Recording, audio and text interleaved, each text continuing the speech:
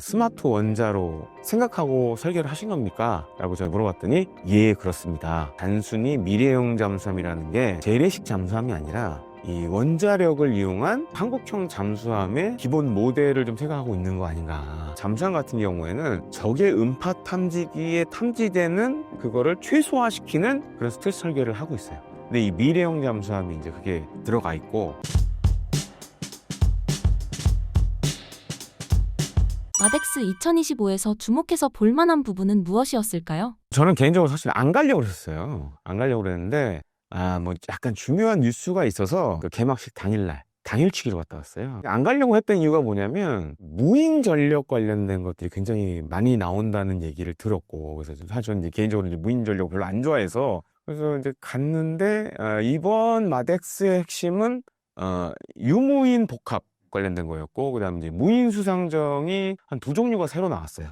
그래서 지금 이제 우리 해군이 하려고 하는 게 뭐냐면 이제 무인 수상정 관련돼서 크게 3가지를 하려고 합니다. 정찰용 무인 수상정이 있고, 그다음에 이제 공격형 무인 수상정, 일종의 전투용 무인 수상정이고, 마지막으로는 자폭형. 우크라이나는 잘 보시면 우크라이나군이 자폭용 무인 수상정으로 러시아 해군 막 큰 배도 막 박살내고 그랬잖아요. 그걸 하려고 그래야죠. 그래서 이번 덱스 2025에서는 핵심이 됐던 건 이 공격형 무인수상정, 이제 자폭형 무인수상정, 이 2가지하고, 그 다음에 유무인 통제함. 그래서 이제 예를 들어 유인 자산과 무인 자산을 한 배에서 같이 운용할 수 있는 그런 배들이 이제 컨셉으로 많이 나왔어요. 왜냐면 이제 우리 해군의 항공모함 사업이 지금 일단 못 가니까 그걸 대신해서 비슷한데 무인 전력을 많이 탑재하는, 무인 뭐 공격기라든지 무인 정찰기, 무인 수상정 이런 것들을 좀 항공모함처럼 많이 실을 수 있는 이런 것들이 올해 이제 나온 마덱스에서 좀 주목된 그런 모델 중에 하나였죠.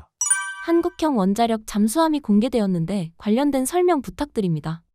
사실은 제가 그건 단독으로 한 건데, 이번에 우리나라 잠수함 명가라 그러면 이제 하나오션을 대표적으로 꼽을 수 있는데, 하나오션에서 한 3종류의 잠수함 모델을 두고 나왔습니다. 이거 지금 이제 하나오션이 하고 있는 장보고 3 배치 2, 3,600톤급 그 잠수함 모형이 나왔고, 2,000톤급, 그 다음에 또 나온 게 이제 미래형 잠수함이라는 거였어요. 그래서 이제 미래형 잠수함이 이제 보도 자료에 나왔었거든요. 근데 제가 보면서 좀 이상하다라고 느꼈던 게, 기존에 이제 뭐 우리가 잘 아는 장보고 3 같은 경우에는 배 모양을 보시면 속도를 빨리 낼 수 있는 모양은 아니었어요. 왜냐하면 이제 디젤을 이제 추진기관으로 하는 잠수함들은 사실 속도를 빠르게 낼 수가 없어요. 근데 이 미래형 잠수함의 모델은 이제 사진을 통해서 보니까 고속선형이더라고요. 뭔가 이상하다. 그리고 미국이나 영국, 프랑스에서 하는 차세대 원자력 잠수함 그 외형을 갖고 있더라고요. 안테나를 돌려서 알아보니까 이거 좀 내려가 봐야 될 것 같다. 그래서 이제 당일치기로 현장을 갔었죠. 그리고 가서 이제 하나오션 관계자하고 인터뷰를 했거든요. 그래서 이제 물어봤죠, 제가. 기존의 배들하고는 좀 이 배 모양새가 틀리다. 그리고 상당히 좀 빠른 속도를 낼 수 있는 선형으로 보여준다. 이제 우리가 흔히 얘기하는 이제 스마트 원자로 뭐 이런 것들을 생각하고 설계를 하신 겁니까? 라고 제가 물어봤더니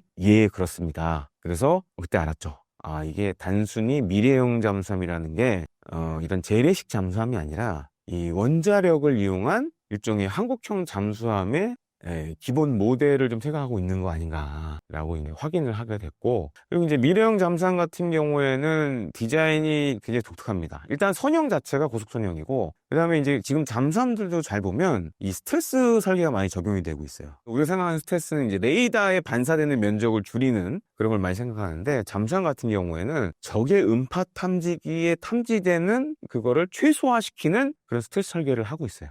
근데 이 미래형 잠수함이 이제 그게 들어가 있고, 또 한 가지로는 제가 이제 현장에서 들은 바로는 아마 잠수함 보시면 이제 다 잔망경은 아실 거예요. 이제 물속에서 물 밖을 보는. 옛날 이제 2차 세계대전 유보트 영화 잔망경 보고 이러잖아요. 지금은 사실 과거처럼 이렇게 막 선장이 막 보질 않아요. 비관통형 잔망경이라고 그러는데, 보통 이 디지털 카메라가 달려 있어서 저희가 쭉 올라가서 한번 싹 돌아서 이제 주변을 아래에 있는 잠수함 안에 있는 모니터를 통해서 밖을 봐요. 지금은 이제 디지털화 된 거죠. 근데 이 미래형 잠수함은 이 잔망경에 예를 들어보니까 카메라를 앞으로 이제 많이 날 거라고 그러더라고요. 그러면은 올라가서 이렇게 돌 필요가 없죠? 카메라가 여러 개가 한번 올라가서 360도를 다 보는. 우리가 생각해보면 요즘 차들 보면 그거 많잖아요. 어라운드 뷰라고 그래가지고. 그런 식으로 360도를 다 보는 그런 차세대 잔망경도 적용될 예정이다 라는 얘기를 들었습니다. 한국의 핵 잠수함 추진 가능성은 어떻게 보시나요? 뭐 지난 대선 때 보셨겠지만 그 대선 후보들이 다 공약을 냈어요. 한국형 원자력 잠수함 하겠다고. 그리고 이제 이전 정부에서도 이제 비닉 사업으로, 그러니까 비밀 사업으로 계속 뭔가를 해오긴 해왔었어요. 근데 지금 이재명 정부가 출범을 했으니까 아마 이 한국형 원자력 잠수함 관련된 공약을 이재명 정부도 냈기 때문에 안 할 수는 없어요. 다만 이제 미국과의 협상 문제 이런 것들이 남아 있고, 또 한 가지로는 지금 이제 전 세계적으로 SMR이 주목을 받고 있잖아요. 제가 이제 추정키로는 SMR은 고순위의 그런 뭐 농축 우라늄 이런 걸 쓰는 건 아니에요. 굉장히 저농도의 이런 걸 쓰기 때문에 그리고 SMR은 향후에 뭐 민간 상선이라든가 지상에서 뭐 발전 이런 데 다 쓸 거란 말이에요. SMR을 만약에 이 미래형 잠수함에 집어넣으면 얘기가 달라지죠. 원자력 잠수함 같은 성능을 낼 수도 있는 거죠. 또 한 가지 우리나라가 이제 강점을 갖고 있는 게 배터리. 지금 장보고 3 배치2도 리튬 이온 배터리를 사용을 하고 있고, 이제 장보고 배치4도 얘기가 나와요. 그것도 이제 어떻게 보면 지금 현재 쓰고 있는 우리나라가 이제 쓰고 있는 독일에서 들여온 209급이나 214급을 대체하는 차세대 잠수함인데, 장보고 배치4는 지금 전고체 배터리를 쓰겠다라는 얘기가 나오고 있어요. 왜냐면 우리나라가 이제 배터리 강국이다 보니까 이제 리튬이온은 물론 성능은 좋지만 이게 폭발 위험성이 있잖아요. 근데 전고체 배터리는 리튬이온보다도 좋은데 폭발 위험도 없어요. 그래서 만약에 SMR에 전고체 배터리를 물린다, 여기다가 뭐 공기 불호 추진 장치도 얻는다, 이러면은 얘기가 달라질 수 있죠. 그래서 우리가 어떻게 보면 미국의 간섭이 없이도 예를 들어 한미 원자력 협정이나 만약 SMR이 이제 실용화가 되면 잠수함의 새로운 추진 체계를 쓸 수 있는 거죠. 북한이 핵을 갖고 있는 나라가 됐고, 그렇다고 인정은 하진 않지만 우리도 거기에 뭔가 상응하는 무기체계가 있어야 된다고 많이 생각을 하시는 것 같아요. 근데 이제 요건 아셔야 됩니다. 우리가 핵잠수함을 만들었다고 해서 북한이 갖고 있는 핵무기와 똑같은 건 아니에요. 왜냐, 이거는 우리의 핵잠수함은 핵을 동력으로 하는 잠수함이지 무기는 아니거든요. 핵무기는 아니잖아요. 물론 거기에 핵무기를 탑재하면 얘기가 달라지지만 그건 아닌데, 일종의, 그러니까 어떻게 보면 이제 궁여지책이죠. 예, 그런 측면에서 많은 대선 후보들이 한국형 원자력 잠수함에 대한 얘기를 냈었고, 그런 측면에서 과연 이재명 정부가 어떻게 이걸 끌고 나갈지 기대가 되는 상황이라고 할 수 있겠습니다. 장보고 3의 수출 가능성은 어떻게 보시나요? 그래서 제가 마덱스 현장 가서 좀 몇 군데 알아봤는데, 일단 지금 장보고 3 같은 경우에는 폴란드도 얘기가 나오고 있고, 지금 캐나다도 얘기가 있고, 중동 쪽도 좀 얘기가 있어요. 그 사우디아라비아가 좀 관심이 있다라는 얘기가 드는데, 뭐 아시다시피 캐나다나 폴란드는 이제 양 나라가 사업을 진행 중이고, 사우디아라비아는 지난해까지만 해도 굉장히 좀 관심을 갖다가 올해는 약간 좀 김이 빠진 것 같더라고요. 그리고 이제 중동 같은 경우에는 이제 우리나라 사람들하고 좀 성격이 달라요. 그쪽은 약간 좀 천천히 보는 스타일입니다. 그래서 좀 제가 그쪽 이제 영업하시는 담당자를 좀 만났는데 많이 힘들어 하시더라고요. 그래서 좀 시간이 걸릴 것 같다, 중동은.